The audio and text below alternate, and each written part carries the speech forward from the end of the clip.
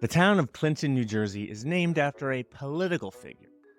Not President Bill Clinton, not even Brigadier General George Clinton, who also served as the country's fourth vice president, but the 19th century governor of New York, DeWitt Clinton, a man you might have never heard of.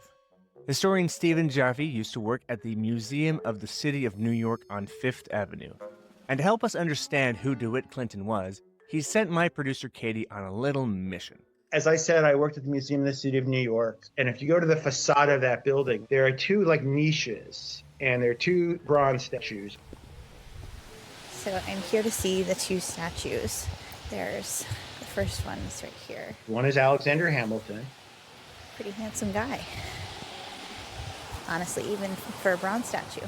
The thing about Hamilton, apart from the fact that, a big hit sexy musical was done about him, is that he really was the mastermind of the federal government's financial structure and one of the major architects of the rise of the banking system in the country.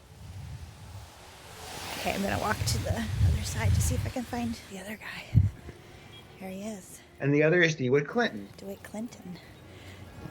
1769 to 1828. And I mean, once the music started, we had people coming up and doing stuff with the statue of Hamilton, that is. And people are kind of like, oh, who's this guy over here, The two icons of New York. Okay, just being honest here, he's a lot less handsome than the Alexander Hamilton one.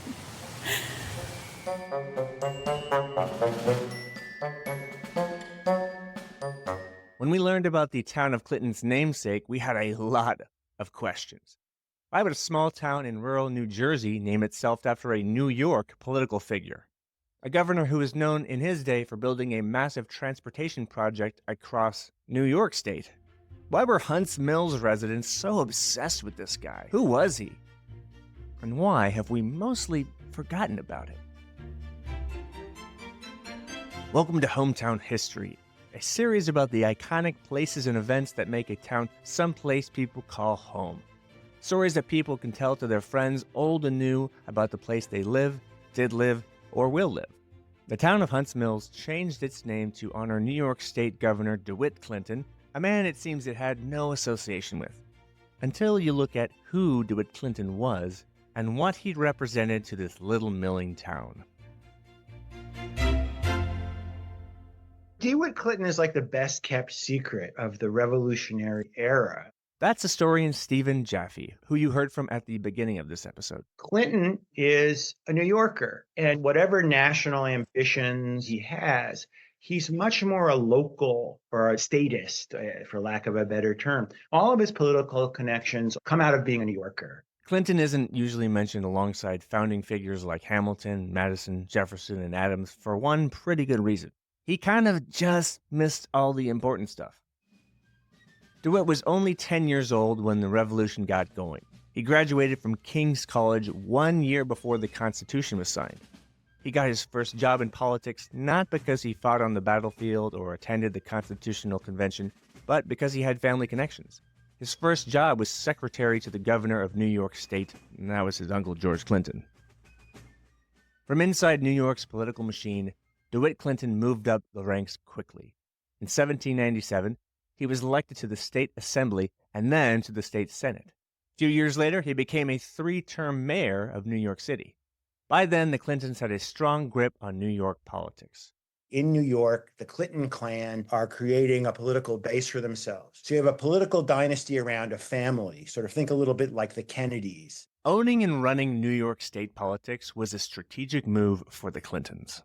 In the early 1800s, New York and Virginia were the two most powerful states in the nation. 3 of the first 4 presidents of the United States came from Virginia. John Adams was the exception. And 3 of the first 4 vice presidents came from New York, again, except Adams. This wasn't a coincidence. Candidates from Virginia and New York routinely ran together to ensure the most votes. But eventually, New York State grew tired of playing second fiddle. DeWitt Clinton ran for president in 1812 against James Madison and got pretty close. So why did we never have a President DeWitt Clinton? By all accounts, DeWitt was an intelligent and savvy student of politics, his political education was top-notch, and he came from an extremely well-connected political family. Check, check, and check. Well, to put it nicely, the guy was kind of aloof. Clinton came across as snobbish in conversation, probably because he was extremely well-read and intelligent. He was also known to put his foot in his mouth, and he struggled to recover from his political faux pas. He didn't have the charisma of Hamilton or the political clout of Jefferson, you get the idea. All that is to say, after an embarrassing defeat in an 1812 presidential election, a humbled DeWitt returned home to New York State to lick his wounds and to look for his next job. In 1817, Clinton, running unopposed in a special election, took on his biggest political role to date as governor of New York.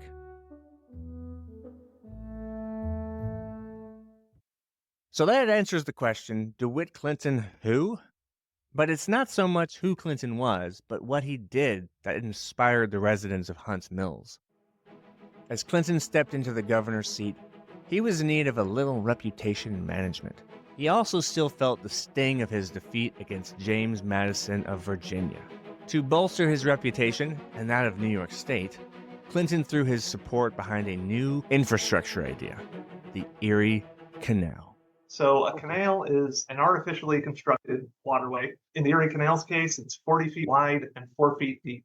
That's Derek Pratt. He is the Director of Education and Public Programming at the Erie Canal Museum in Syracuse, New York.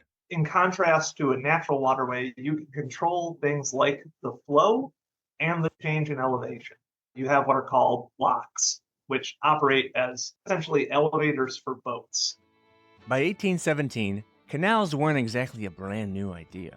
For centuries, engineers and leaders in Europe had seen the value of building their own waterways to boost trade, and Native American tribes had been using a similar route through upstate New York for hundreds of years.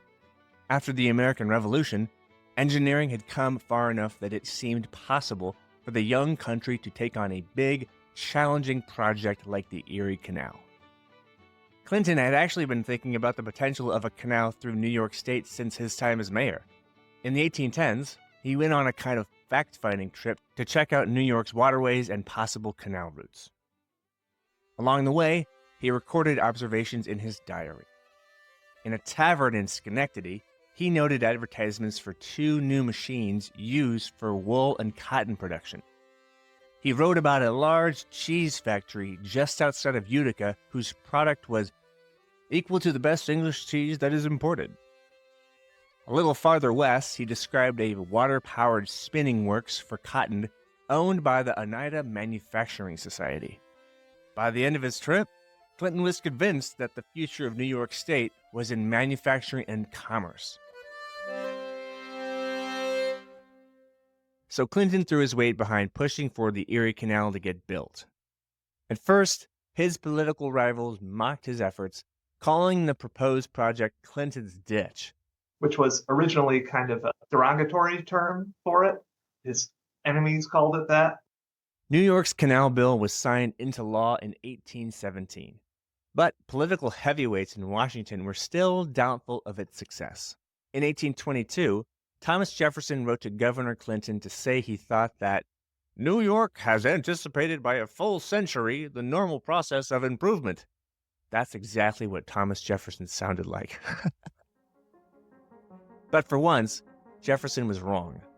The Erie Canal was completed in 1825 and offered a near immediate benefit to New York State. Prior to the canal, it takes about 30 days to get from Buffalo to New York City, and it costs around $100 a ton. After the canal is built, it takes about 5 to 7 days to make the same voyage, and it costs less than $10. But it wasn't just that people could now get from Buffalo to New York City quickly. The key was they now had access to the Great Lakes. This is the 19th century version of the internet. We have e-commerce now. They had Erie commerce.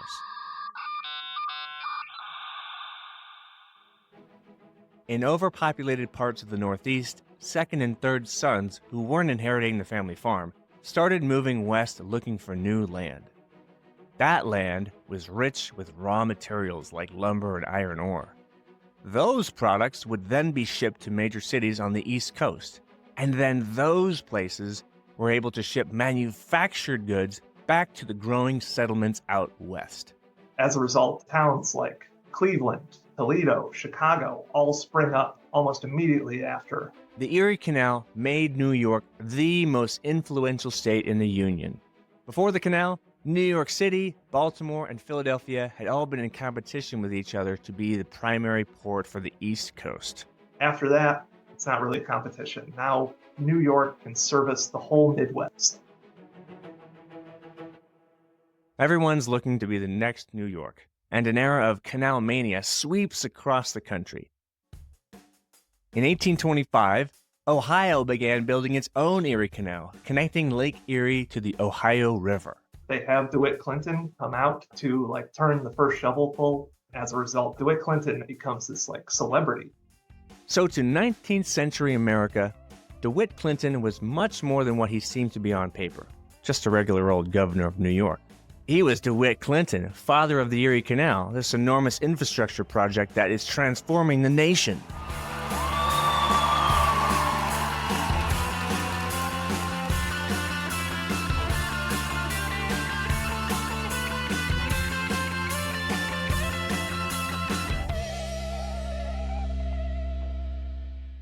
Which brings us back to Hunts Mills, New Jersey.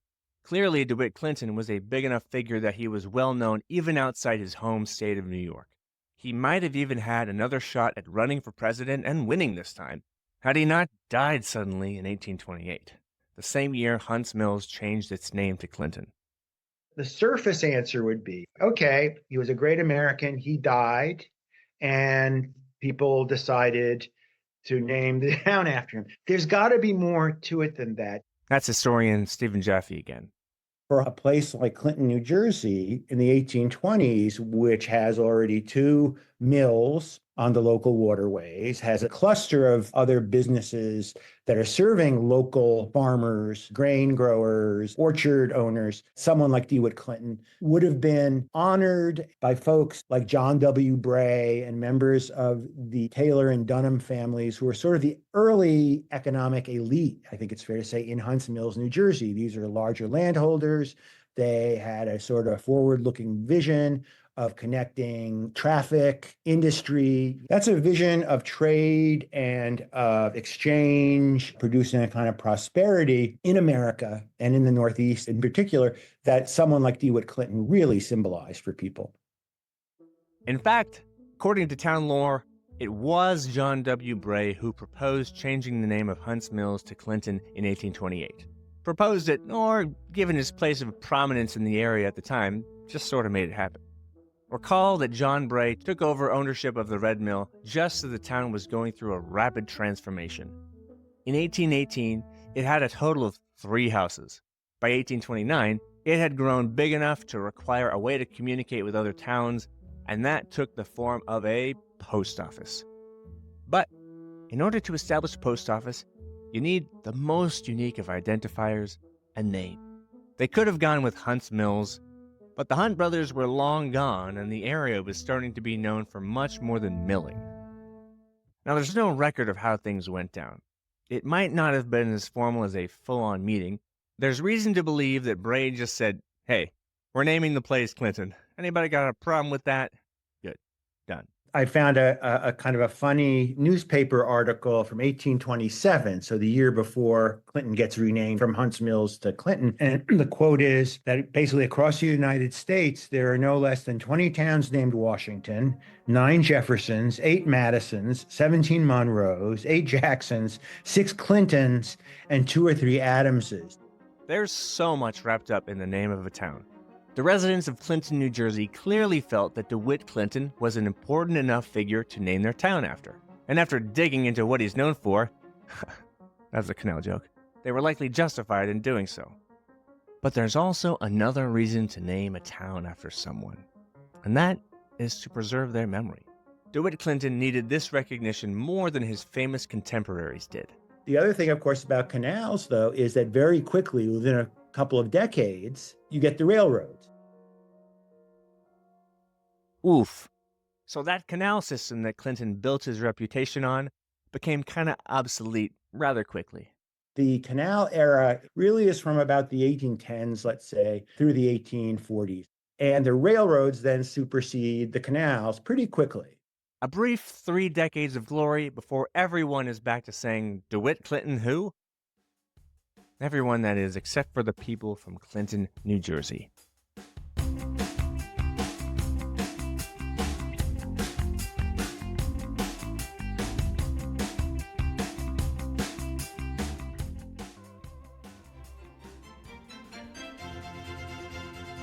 This episode was written and produced by Ryan Ross and Katie Feather.